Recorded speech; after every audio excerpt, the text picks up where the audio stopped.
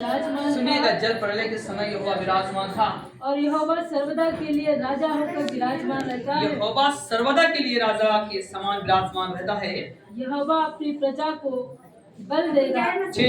यहोवा अपनी प्रजा को शांति की आशीष देगा। सुनिएगा, जल प्रलय के समय यहोवा विराजमान था और यहोवा सर्वदा के लिए राजा होकर विराजमान रहता है और यहोवा अपनी प्रजा को बल देगा और शांति की आशीष देगा। परमेश्वर आपको बल देगा। परमेश्वर नूह के जमाने में परमेश्वर था, आपके बाप दादाओं के जमाने में परमेश्वर था और आपके जमाने में परमेश्वर है। जब आपके बच्चे पीढ़ी जो आएगी उनके भी जमाने में परमेश्वर।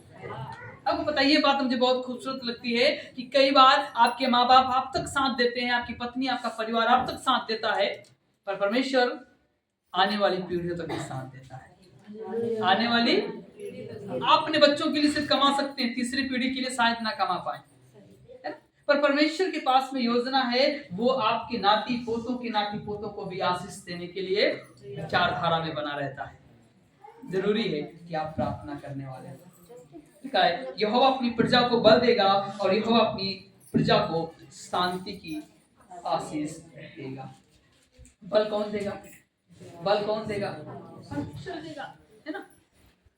और शांति की भी आशीष परमेश्वर देगा। मैं आपसे गुजारिश करूंगा, यदि आप निराश हैं, आप दुख में हैं, आप संकट में हैं, कोई बात नहीं, आप प्रभु का धन्यवाद दें और परमेश्वर आपको एक दिन पार निकाल देगा, है ना। वो देख रहा, उसे पता है कि आप कितने कष्ट में हैं।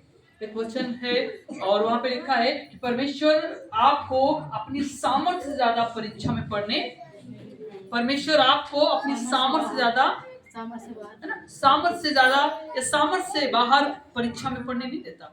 इसका मतलब है सब कुछ परमेश्वर कंट्रोल कर रहा है ना। आप आकाश को देखिए, आप उन सुंदर बच्चों को देखिए जो आज भी वैसे ही लहराते हैं और आज वो भी परमेश्वर की इबादत करते हैं। जिनमें लिखा है सारी कायनात परमेश्वर को धन्यवाद करती है। उसके बनाए हुए समंदर, पृथ्वी परमेश्वर के उस क्रियाकलापों को बयान करती है जो आदमी नहीं कर सकता। Hallelujah, hallelujah. आप बहुत बड़े आप पेड़ों को देखिए ना, वो इतने सुंदर हैं, इतने बड़े हैं, इतने विशाल हैं, उनको मनुष्य नहीं उगा सकता। आप उनको देखकर इस बात को आंक सकते हैं कि परमेश्वर कितना अद्भुत होगा।